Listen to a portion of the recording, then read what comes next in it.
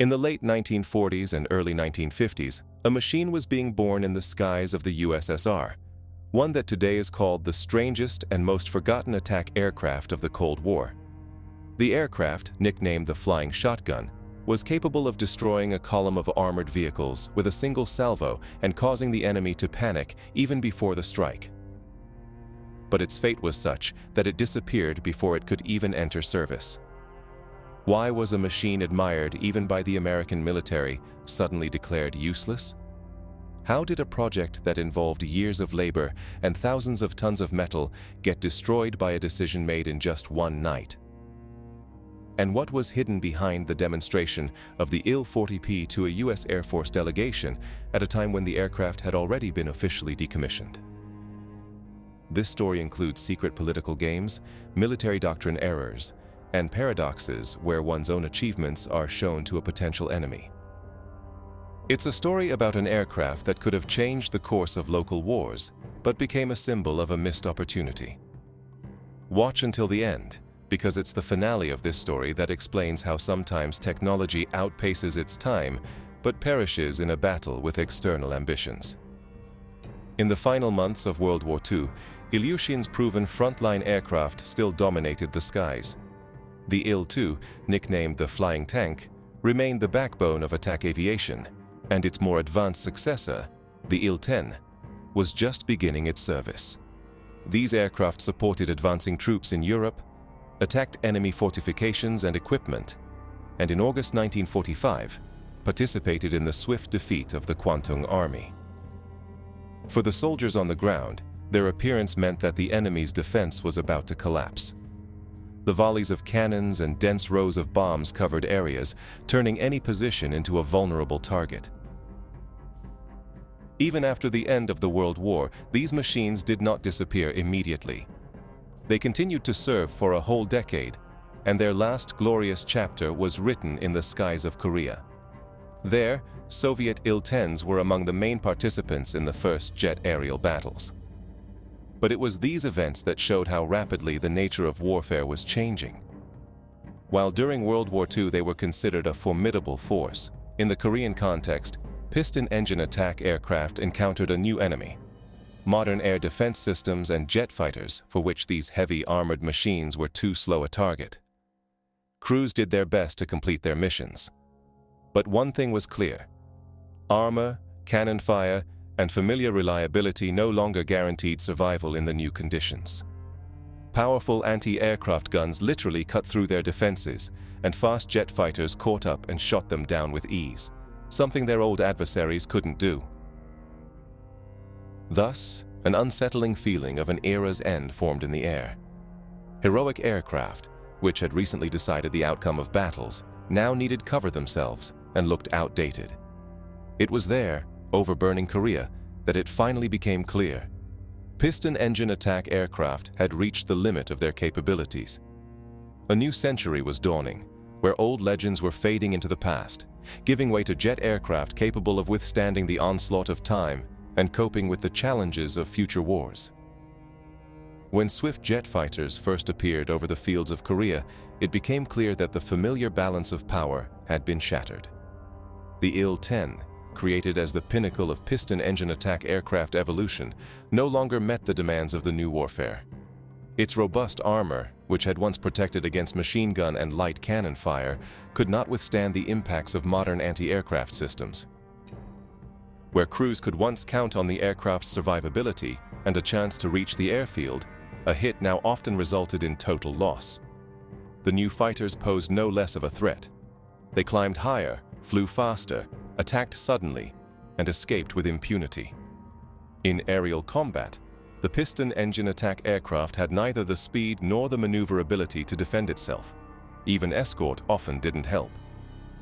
Jet adversaries easily broke through the cordon and hit the slow Il-10s as if they were heavy targets on a training range. For the pilots, it was humiliating. Not long ago, they were considered the elite of frontline aviation, and now they felt their own powerlessness. The Korean War was a moment of truth. It showed that the era of piston engine aircraft was definitively over, and the future belonged to new types of machines. For the Soviet Union, this was not just a matter of technological progress, but a matter of strategic necessity. If an attack aircraft capable of operating on equal footing in a jet confrontation did not emerge, the Army risked being left without a reliable means of support on the battlefield. Under these conditions, the idea that only jet propulsion could restore the significance of attack aviation grew louder within the Ilyushin Design Bureau. The idea of a new aircraft ceased to be an abstract project and became an urgent task upon which the entire concept of close air support depended. When the war ended, the Ilyushin Bureau did not stop searching for new solutions. By the late 1940s, designers had first proposed a jet attack aircraft project to the military, but the idea seemed too bold at the time. The country was still full of piston engine machines, and resources were being directed towards rebuilding the devastated nation. The military decided that they could manage with proven technology for the time being, and development was postponed. But the early 1950s changed everything. The experience of the Korean War convinced even the most cautious skeptics. The future could not be built without jet propulsion. Sergei Vladimirovich Ilyushin, by then already a recognized authority in aviation, decided to act. He understood that on the front battlefield, an attack aircraft had to be fast, powerful, and reliable, meaning new generation engines were not just a desire, but a necessity. It was then that the Bureau focused on the turbojet engines designed by Alexander Mikulin.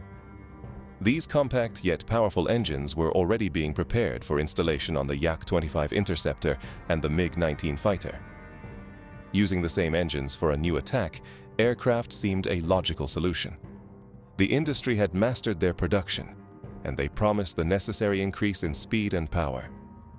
Ilyushin saw this as a chance to change the entire concept of attack aviation. If they could combine traditional survivability and armor with jet speed and power, the country would have a machine capable of withstanding any trials in future wars. It was from this concept that the future Il-40 began to be born, a project destined to become a symbol of a new era. In the early 1950s, the efforts of Ilyushin's designers received long-awaited official approval. In February 1952, the Council of Ministers issued a decree on the creation of a new jet attack aircraft. This work ceased to be an internal initiative and became a state task, upon whose fulfillment the entire concept of future attack aviation depended. The military formulated clear requirements. The aircraft had to develop a speed of at least 850 km/h at an altitude of about 1,000 meters, carry a diverse armament of artillery, rockets, and bombs, and take off from a runway no longer than 750 meters. The crew was planned to consist of 2 people, a pilot and a gunner radio operator. 2 afterburning turbojet engines were chosen as the power plant, providing the necessary power reserve. Ilyushin's team responded swiftly. Just 20 days after the assignment was issued, the draft design was ready, and by the end of the year, the first prototype appeared. On March 7, 1953, a brand new attack aircraft rolled onto the runway. The legendary test pilot Vladimir Kokinaki, whose name was associated with the highest skill and bravery, took the controls. When the aircraft took to the sky, it was a symbolic moment. The old era was finally giving way to the new. Before the military stood a machine that could combine the proven armor protection and survivability of its piston engine predecessors with the power and speed of the jet generation. The new attack aircraft retained its classic layout, but was built with jet engines in mind. Inside the airframe, a 2-person crew, a pilot and a gunner radio operator, was accommodated, protected by a powerful armored capsule. This hull resembled a steel cocoon. It housed the control cabins, part of the electronics and radio systems, and 6 fuel tanks with a total capacity of over 4,000 liters. The armor was distributed unevenly, with particularly vulnerable areas reinforced. The pilot's forward hemisphere was protected by a 10mm armored bulkhead, and the canopy's windshield was 124 mm thick. The side armored glass was thinner, at 68 mm. But this was enough to withstand impacts from large-caliber machine guns.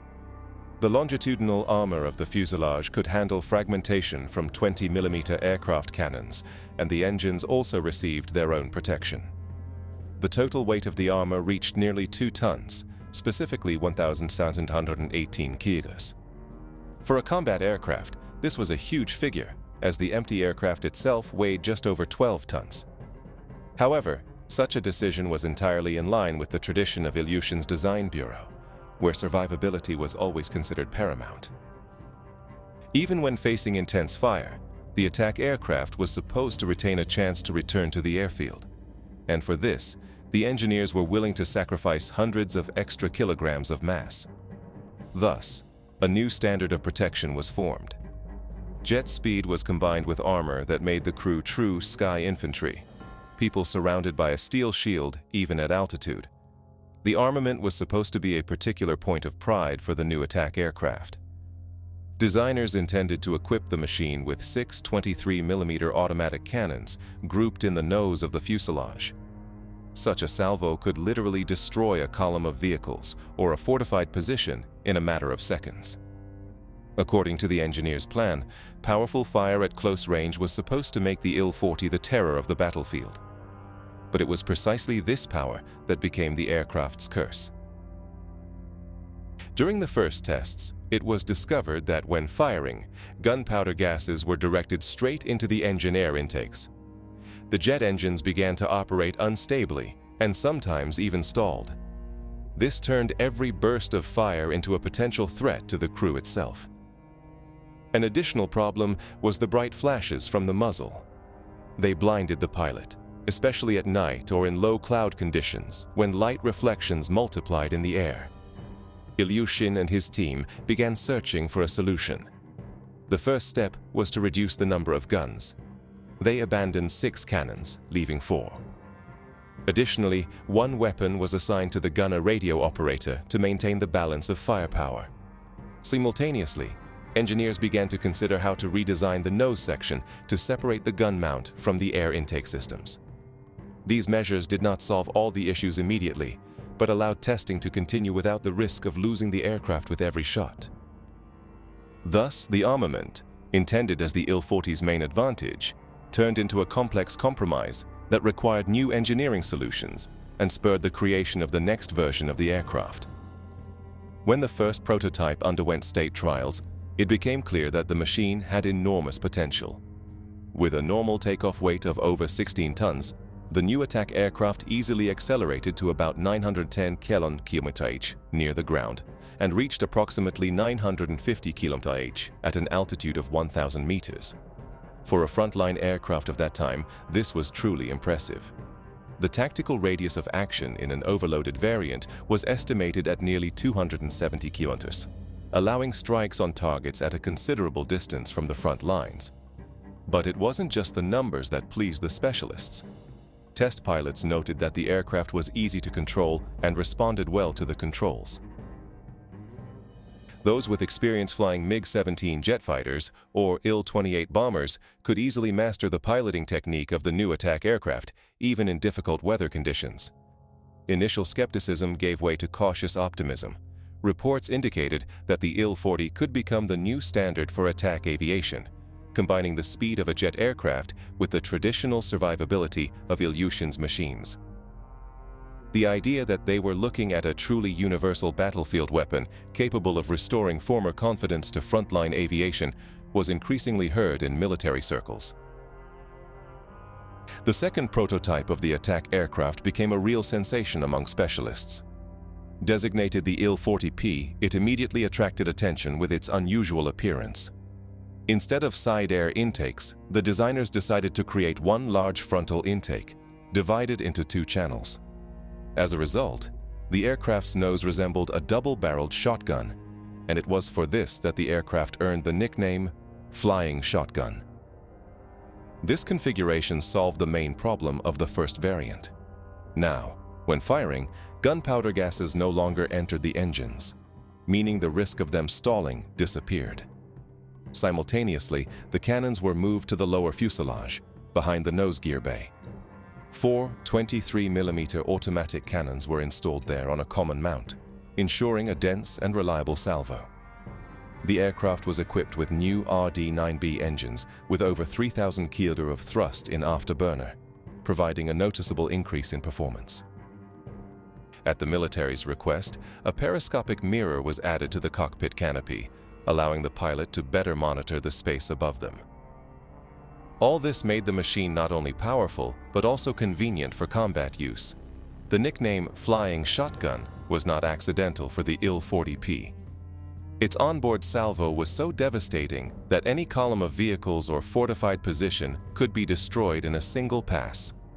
For pilots, it was a symbol of power, and for potential enemies, a threat that was difficult to ignore. The Il-40P differed not only in its appearance, but also in its significantly increased capabilities. The new RD-9B engines provided greater thrust and allowed the aircraft to feel confident even under full load. Now, in the normal configuration, it could carry up to 1 ton of bombs, and in the overloaded variant, up to 1 ton 400 kilograms. This made it a truly formidable strike aircraft, capable of engaging a wide range of targets, from fortifications to armored vehicle columns. Moving the nose gear slightly forward and increasing the overall wheelbase improved the aircraft's stability during ground operations. This seemed like a minor detail, but had serious significance for combat operations. The aircraft held a straighter line more easily during takeoff and landing, reducing the risk of emergency situations.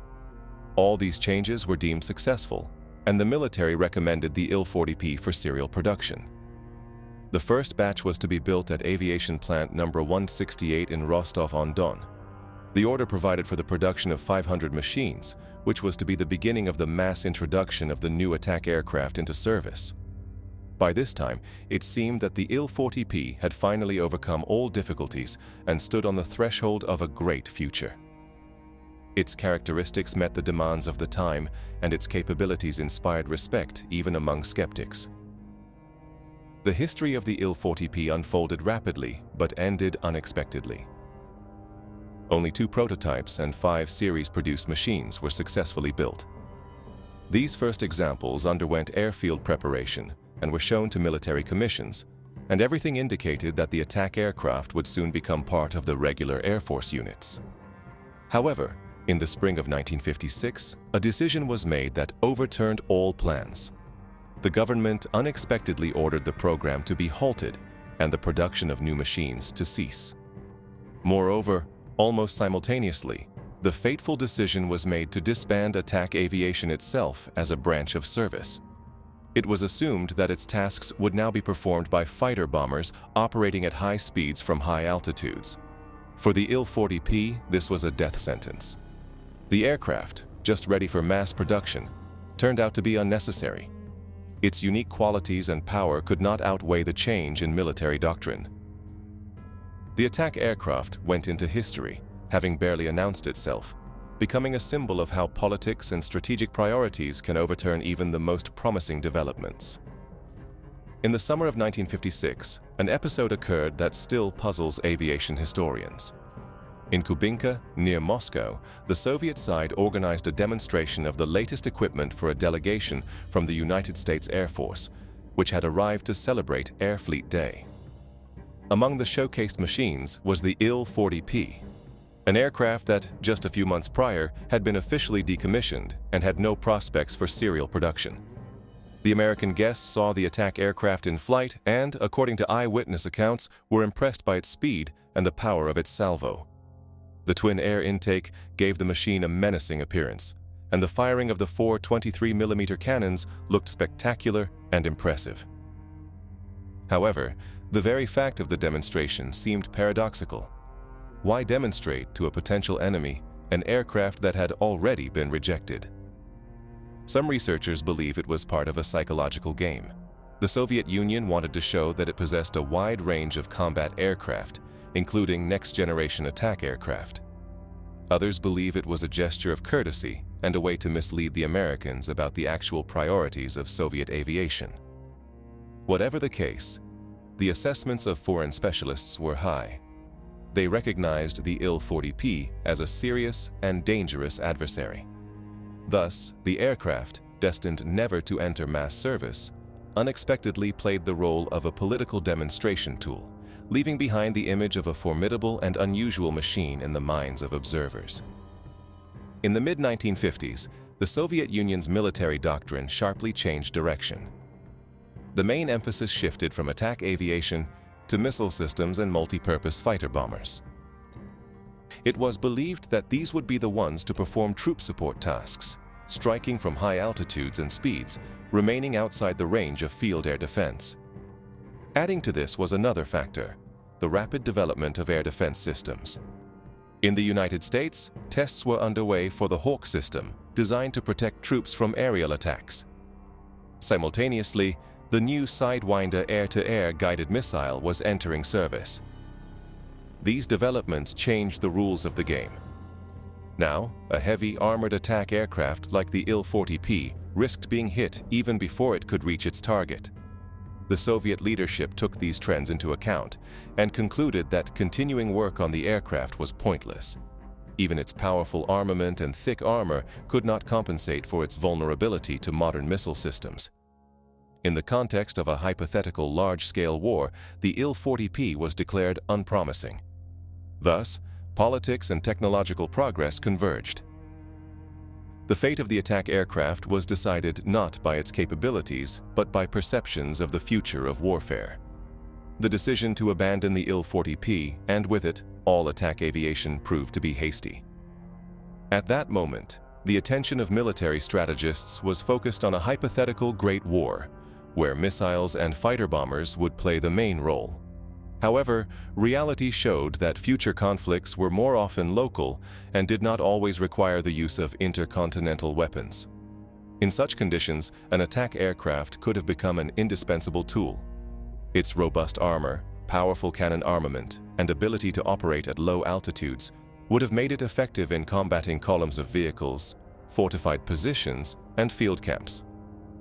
The Il-40P was ideally suited for providing direct support to ground troops, where a high-speed fighter bomber would have been ineffective. Historians later noted that the complete abandonment of this type of aviation was a mistake. Soviet military effectively deprived themselves of the ability to use specialized aircraft in local wars and limited conflicts. The Il-40 could have proven itself precisely there, in low-intensity battles, where its reliability and armor protection would have provided a significant advantage. Thus, an aircraft that could have become the workhorse of future campaigns turned into a symbol of a missed opportunity. Its story shows how the desire to keep pace with new trends sometimes leads to forgetting the practical needs of warfare, where simple and reliable technology can be more important than the most grandiose strategic plans. The story of the Il-40 and Il-40P became Sergei Ilyushin's last attempt to restore attack aviation to its former significance. These machines were born in an era of rapid change, when one technical solution could become obsolete in a few years. Designers created an aircraft that combined traditional armor protection and survivability with jet speed and power. It could have become a worthy successor to the legendary Il-2 and Il-10, but became a hostage of military doctrine.